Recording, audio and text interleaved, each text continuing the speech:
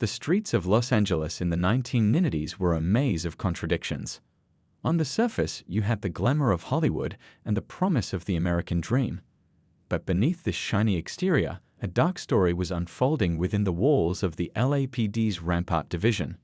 Picture this: a specialized police unit called Courage, created to fight gang violence, operating in one of the city's most challenging neighborhoods. These weren't your regular beat cops. They were supposed to be the elite, the best of the best. But power, as they say, has a way of corrupting even the most dedicated officers. It all started with small things, the kind of stuff that might not catch your eye at first. A missing piece of evidence here, a suspicious arrest there. But like a snowball rolling down a hill, these small acts grew into something much bigger and much more sinister. One winter night, a rookie officer noticed something odd. His fellow officers were carrying extra guns in their patrol cars. These weren't standard-issue weapons, they were throwaway guns. The truth was chilling. These weapons were being planted on innocent people to justify arrests or even shootings. The corruption didn't stop there. Think about this: the very people sworn to protect the community were running their own criminal enterprise. Officers would raid homes without warrants, not to catch criminals, but to steal money and drugs. They'd write false reports, testify under oath with made-up stories, and even work with the same gang members they were supposed to be fighting. The scariest part: this wasn't just a few bad officers. The corruption had spread like a virus through the division. Good cops who wanted to speak up were scared into silence. Who could they trust when their own supervisors were part of the problem? But here's where the story takes a turn. A brave officer finally spoke up. Despite knowing that breaking the blue wall of silence could end their career, or worse, they couldn't stay quiet anymore. This single act of courage started a chain reaction that would eventually expose one of the biggest police corruption scandals in American history. The investigation revealed shocking numbers. Over 70 officers were implicated in wrongdoing. More than 100 criminal convictions had to be overturned because they were based on lies and planted evidence. Think about that. Over 100 people had their lives turned upside down because of corrupt officers. The community's trust was shattered. People who had once looked to the police for protection now watched them with suspicion. Parents had to have difficult conversations with their children about who they could really trust to keep them safe. But from this darkness came change. The scandal forced the LAPD to look hard at itself in the mirror.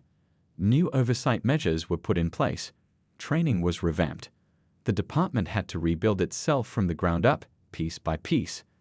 The Rampart scandal became a wake-up call for police departments across America. It showed how quickly corruption could spread when good people stayed silent, and how important it was to have proper oversight and accountability. Today, if you walk through the same streets where this all happened, you'll still find people who remember those dark days. But you'll also find hope. Hope that by remembering this story, we can prevent it from happening again. Because in the end, this isn't just a story about corrupt cops. It's a story about human nature, about courage, and about the ongoing fight to make sure power is used to protect, not abuse. Welcome to Miami in the 1980s, a city of neon lights, white sandy beaches, and secrets darker than the ocean at midnight. While tourists soaked up the sun and locals danced to the rhythm of Miami Sound Machine, something sinister was happening along the city's winding waterfront. This wasn't the Miami you saw on postcards. This was a city drowning in drug money, where speedboats loaded with cocaine slipped through the dark waters under cover of night. But our story isn't about the drug dealers, it's about the people who were supposed to stop them. Picture a group of police officers patrolling the Miami River. On paper, they were the good guys, the ones keeping the city safe. But something had changed in them. Maybe it was seeing all that drug money flowing through the city like water. Maybe it was watching criminals live like kings while honest cops struggled to pay their bills. Whatever the reason, these officers crossed a line that would change their lives, and their city, forever. It started small, as these things often do. A little cash confiscated during a drug bust here, a few kilos of cocaine that never made it to the evidence room there. But like a hurricane gathering strength over warm waters, their operation grew bigger and bolder. These officers had figured out a simple but dangerous game: why arrest the drug dealers when you could rob them instead? They knew the dealers couldn't report the thefts without admitting their own crimes. It seemed like the perfect scheme until it wasn't. One humid night, everything changed. 3 bodies were found floating in the Miami River, bloated and lifeless. These weren't just random victims, they were drug dealers who had crossed paths with the corrupt officers.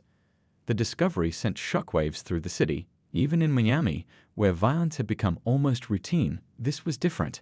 These weren't criminals killing criminals, these were police officers breaking their sacred oath to protect and serve.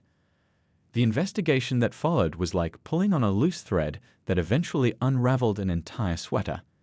As detectives dug deeper, they discovered a network of corruption that stretched far beyond a few bad officers. These cops had turned their badges into licenses to steal, their patrol cars into getaway vehicles.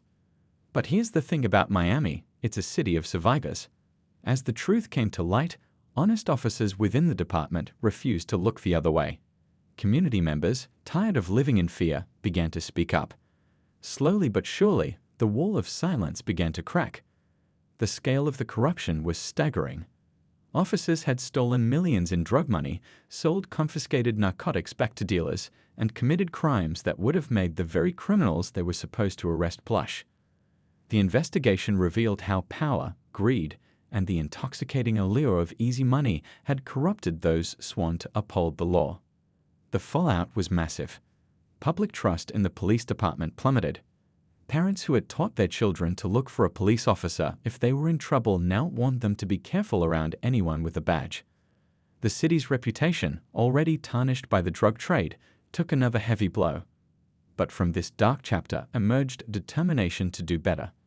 The Miami Police Department underwent a complete overhaul. New oversight measures were put in place. Training programs were redesigned to emphasize ethics and integrity. The department worked harder than ever to rebuild trust with the community.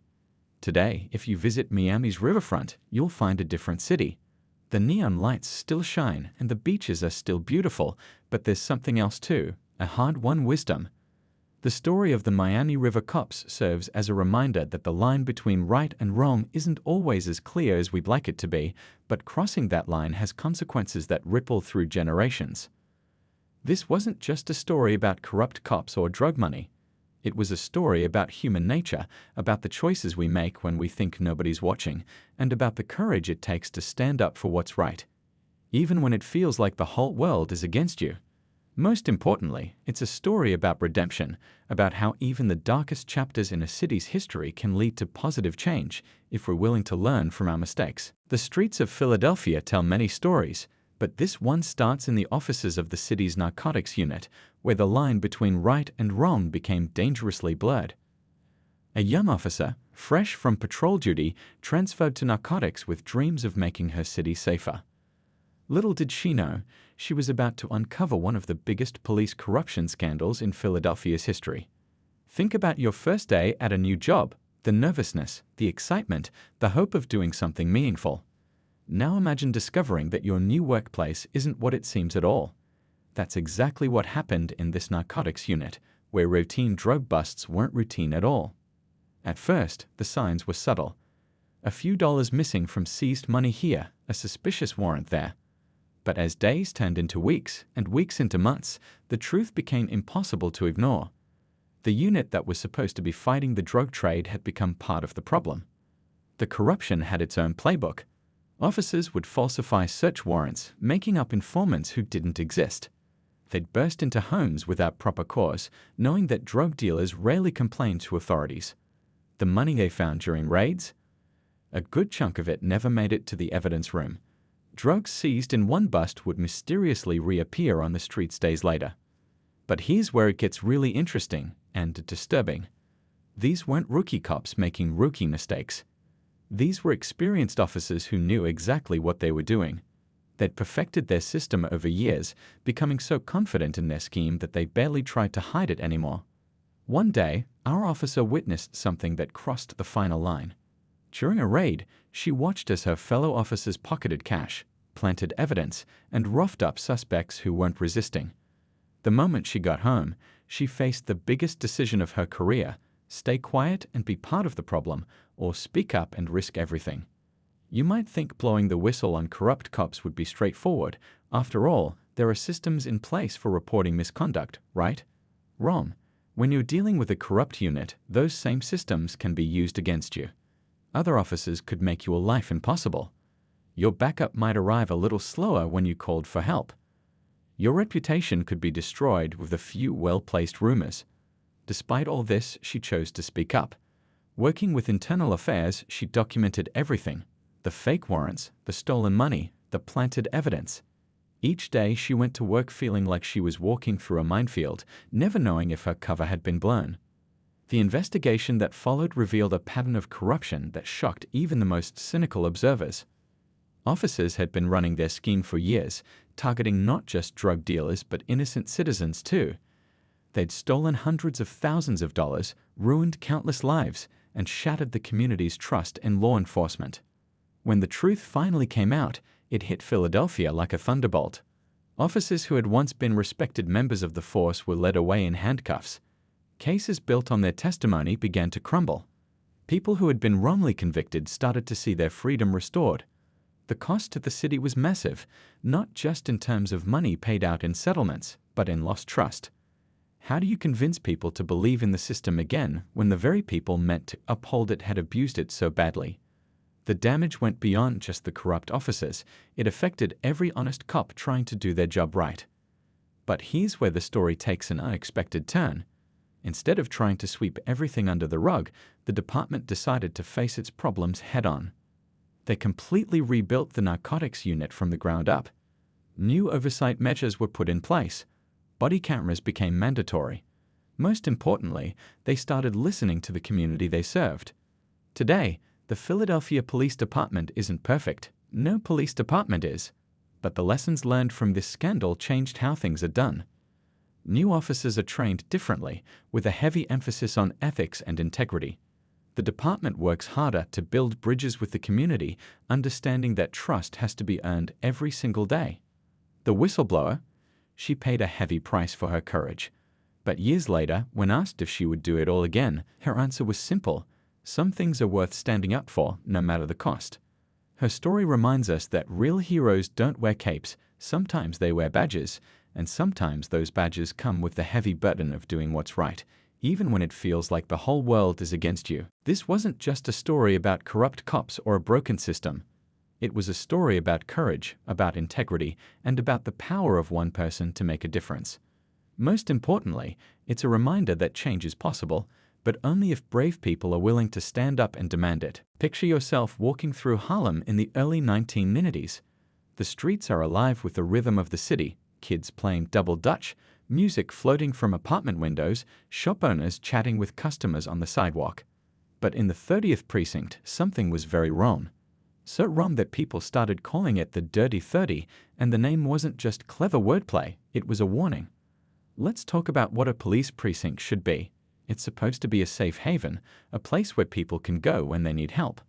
Officers are meant to protect their community, to serve as guardians of peace and justice. But somewhere along the way, the 30th precinct lost its way, and the guardians became something else entirely.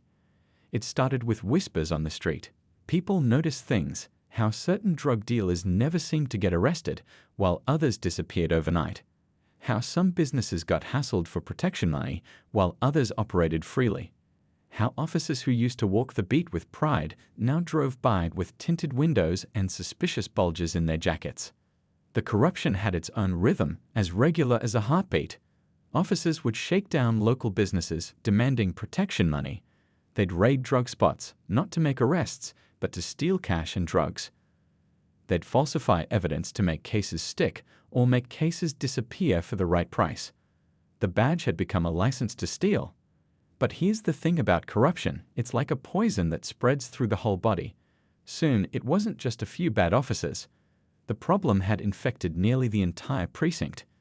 Good cops either looked the other way or asked for transfers. The ones who stayed learned to play along or keep their mouths shut. The community felt it first. People stopped reporting crimes because they didn't know if they'd be talking to a real cop or a criminal with a badge. Parents started warning their kids to be careful around police officers, the exact opposite of what should happen in a healthy neighborhood. The trust between the police and the people they were supposed to protect didn't just break, it shattered. The turning point came when a few brave officers couldn't take it anymore. Working with internal affairs, they started documenting everything: the shakedowns, the drug deals, the false arrests. Every day they went to work, knowing they were surrounded by corrupt officers who would turn on them in a heartbeat if they were discovered. The investigation that followed was like pulling a thread that unraveled the whole sweater. As investigators dug deeper, they found corruption that went beyond even their worst expectations. Officers weren't just taking bribes, they had set up their own criminal enterprise right inside the precinct. They were running protection rackets, selling drugs, and even working with the same criminals they were supposed to be arresting. When the arrests finally came, they sent shockwaves through the entire NYPD. 33 officers, more than half the precinct, were arrested. These weren't rookie cops who had lost their way. These were veteran officers, some with decades of experience. The very people who were supposed to be mentoring the next generation of police had instead created a school for corruption. The impact on the community was devastating. Think about it. How do you trust any officer after something like this? How do you teach your kids to respect the law when the law enforcers themselves don't respect it? The damage went beyond just the arrests. It affected every honest cop trying to do their job, every citizen trying to believe in the system. But here's where the story takes an unexpected turn. Instead of breaking the community, the scandal brought people together. Residents started attending community board meetings. They demanded oversight and accountability. They worked with the new precinct commander to rebuild trust one day at a time. The NYPD responded with sweeping changes. They implemented new training programs, strengthened internal affairs, and created better systems for officers to report corruption without fear of retaliation. The 30th precinct became a test case for police reform, a blueprint for how to rebuild a broken system. Today, if you walk those same Harlem streets, you'll find a different atmosphere. The precinct is no longer known as the Dirty 30. Instead, it's become an example of how a community and its police force can work together to overcome even the darkest chapters of their shared history. This wasn't just a story about corrupt cops or a broken system. It was a story about how power can corrupt, but also about how courage and determination can fix what's broken. It's about how a community refused to give up on itself, even when it seemed like everyone else had. Most importantly, it's a reminder that change is possible, but only if we're brave enough to face our problems head-on and honest enough to admit when something needs fixing. The streets of Chicago have always had their share of stories, but this one still sends chills down the spines of those who remember it. It's about the Special Operations Section, or SOS, an elite police unit that was supposed to be the best of the best. Instead, they became something that would haunt the city for years to come. Picture this: a special unit of highly trained officers given extra authority and freedom to tackle the city's toughest crimes. They drove unmarked cars, wore plain clothes, and had the power to go wherever crime took them. On paper, they were superheroes with badges. But you know what they say about power: it has a way of changing people. These weren't your average patrol officers dealing with parking tickets and noise complaints. The SOS unit was meant to handle the serious stuff: violent crimes, drug trafficking, gang activity. They had special training, special equipment, and special privileges. But somewhere along the line, something went terribly wrong. It started with small things that didn't add up. Arrested suspects would show up at the station missing cash or valuables. Search warrants seemed to appear out of thin air. People started complaining about officers conducting raids without any real reason. But in a big city like Chicago, with its tough reputation and daily challenges, these complaints often got lost in the shuffle. Then the unit started getting bolder. They weren't just taking a few dollars here and there anymore. They were conducting fake traffic stops to rob people. They were breaking into homes without warrants, not to arrest criminals, but to steal whatever they could find. Some officers even started kidnapping people for ransom, knowing their victims would be too scared to report them. Here's the scary part: they thought they were untouchable. And for a while, they were right. Who would believe accusations against elite officers? When victims complained, their stories were dismissed. After all, they were the ones with badges, with authority, with power. The unit had become so corrupted that they operated like a criminal organization with official protection. But truth has a way of coming out, especially when good people refuse to stay silent. A few honest officers couldn't stomach what they were seeing anymore. Working with internal affairs, they started gathering evidence. Every fake raid, every stolen dollar, every abuse of power, it all got documented. These whistleblowers knew they were risking their careers, maybe even their lives, but they couldn't let it continue. The investigation revealed something that shocked even the most hardened veterans of the force. The corruption wasn't just a few bad apples, it had infected almost the entire unit. Officers were working together to plan robberies, share stolen money, and cover up their crimes. They had even developed their own code words and signals to coordinate their illegal activities. When the truth finally came to light, it hit Chicago like a thunderbolt. Officers who were supposed to be the elite of the elite were led away in handcuffs. The same handcuffs they had used countless times before, but now they were on the other side of the law. The scandal reached all the way to the highest levels of the department, exposing how supervision had failed and oversight had broken down. The impact on the community was devastating. Think about it. How do you trust any officer after something like this? Parents who had taught their kids to look for a police officer if they were in trouble now had to teach them to be careful around anyone with a badge. The damage wasn't just to the department's reputation, it was to the very idea of law enforcement itself. But here's where the story takes an unexpected turn. Instead of trying to minimize the scandal or sweep it under the rug, the city decided to face it head-on. The entire Special Operations section was disbanded. New oversight measures were put in place. Training was completely revamped. Most importantly, the department started listening to the community it was supposed to serve. The changes weren't just on paper. Officers now had to wear body cameras. Supervisors had to review every search warrant. New channels were created for people to report police misconduct without fear of retaliation.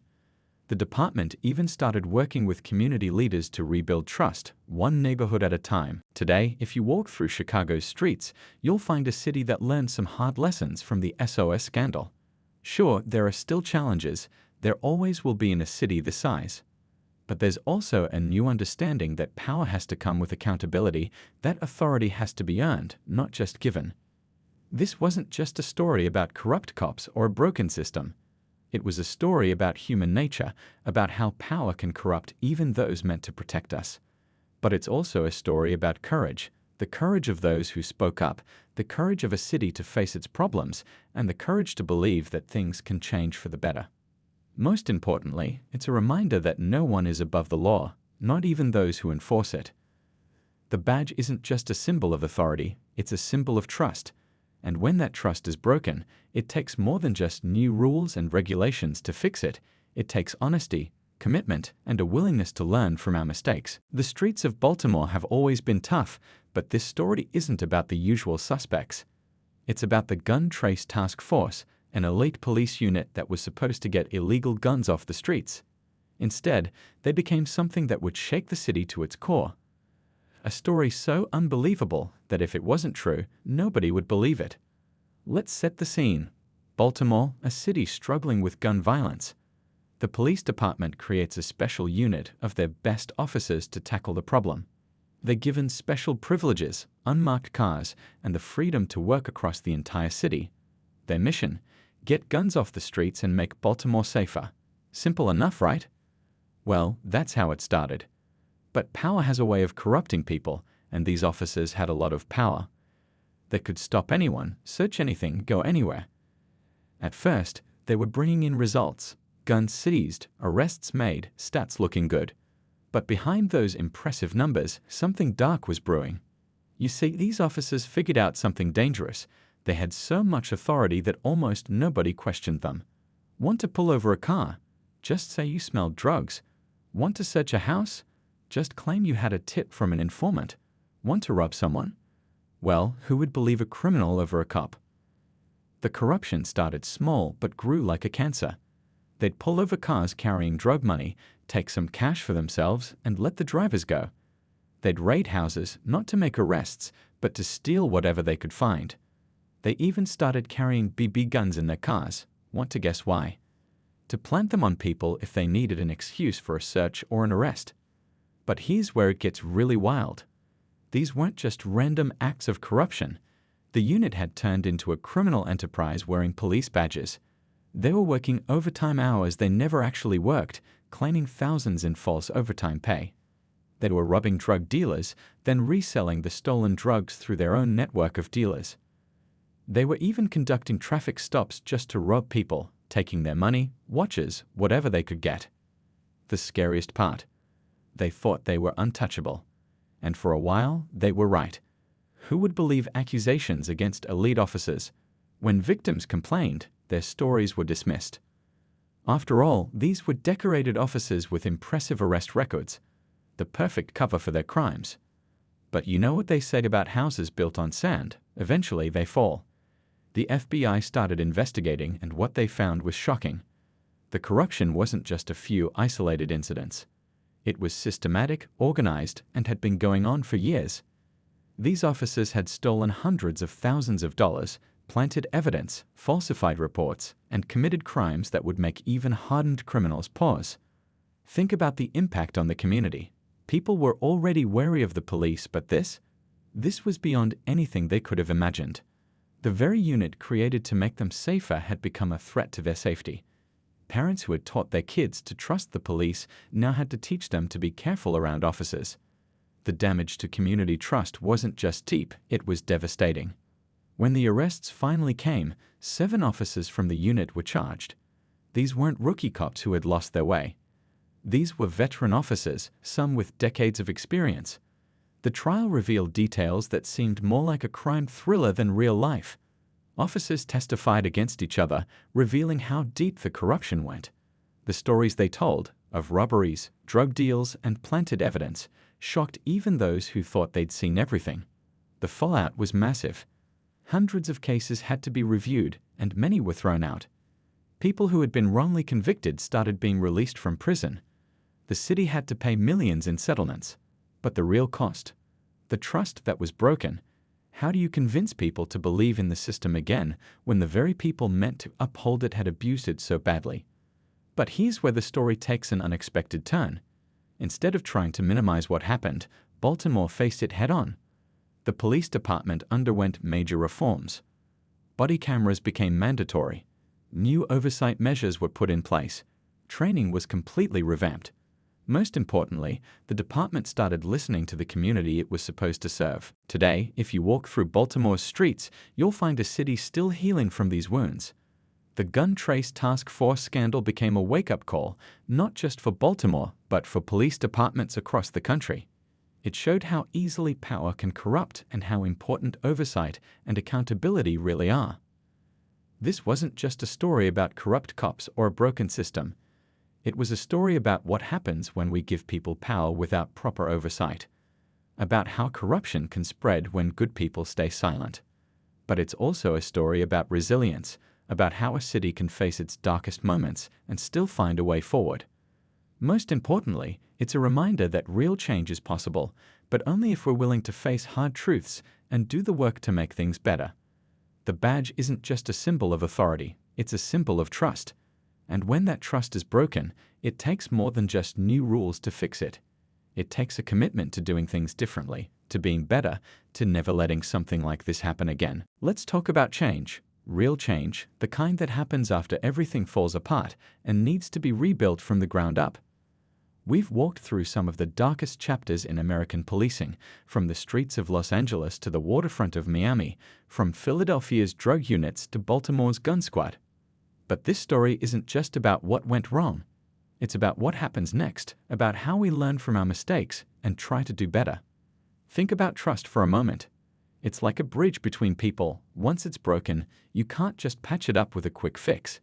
You need to rebuild it, piece by piece, making it stronger than before. That's exactly what police departments across the country had to do after these corruption scandals came to light. The changes started with the basics. Body cameras became standard equipment, not just in the departments that had scandals, but across the country. It's a simple idea, really. When everyone knows they're being recorded, they're more likely to do the right thing. But it's more than just watching officers. It's about protecting both the police and the public, creating a record of what really happened instead of relying on different versions of the story. Then came the civilian oversight boards. These aren't just committees that meet once a month to check boxes. They're groups of regular people from the community who get real power to investigate complaints, review policies, and make sure the police are serving the public, not themselves. It's like having watchdogs who work for the community, not the department. Internal affairs divisions got complete makeovers too. They got more staff, more resources, and more independence. Think about it. How can you investigate police corruption if the investigators are too close to the people they're investigating? These reformed units became like internal FBI teams, with the power and independence to go after corruption wherever they found it.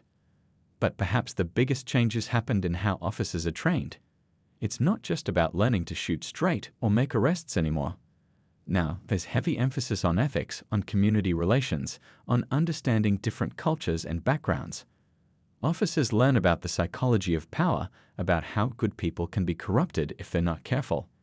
They study these corruption cases, not just to learn what went wrong, but to understand how to prevent it from happening again.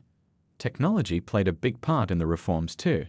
New computer systems track every aspect of police work, where officers go, who they stop, what force they use. It's not about watching every move. It's about spotting patterns that might indicate problems before they become scandals. If an officer is making too many stops in one area, or using force more often than their colleagues, the system flags it for review. Community policing took on new meaning too. It's not just about officers walking a beat or attending neighborhood meetings anymore. It's about real partnerships between police and the people they serve. Officers are assigned to specific neighborhoods long-term so they can really get to know the community. They work with local leaders, attend community events, and become part of the neighborhood fabric instead of just passing through. The whistleblower protection programs got stronger too. Remember all those officers who risked everything to expose corruption?